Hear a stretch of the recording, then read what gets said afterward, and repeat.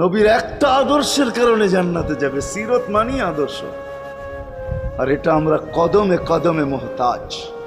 কেননা এই ছোট জীবনটা যদি গ্রহণযোগ্যতা পর্যন্ত পৌঁছাইতে হয় আল্লাহর কাছে, চাই নারী হই, চাই যুবক হই, চাই বৃদ্ধ হই, যেই মানুষই হই না কেন, যেখানেরই হই না কেন, যেই বাসারই হই না কেন, যেই বর্ণেরই হই না কেন, যেই পেশারই হই না কেন, যেই সোসাইটিরই হই না কেন, এই জীবনটাকে যদি গ্রহণযোগ্যতা পর্যন্ত পৌঁছাইতে হয় কার কাছে? দুনিয়া আলাদের কাছে না, মালিকের কাছে, যিনি এক ফোঁটা পানির থেকে অস্তিত্ব দিছেন, যার কাছে আবার আমাদেরকে ফিরা যেতে হবে।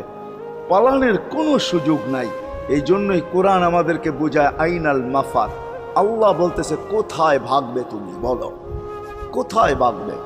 কবির কথাই সত্য, যদিও নাকি পালাও তুমি আকাশেতে লাগিয়ে সিঁড়ি, সিঁড়ি লাগাও যদি আকাশ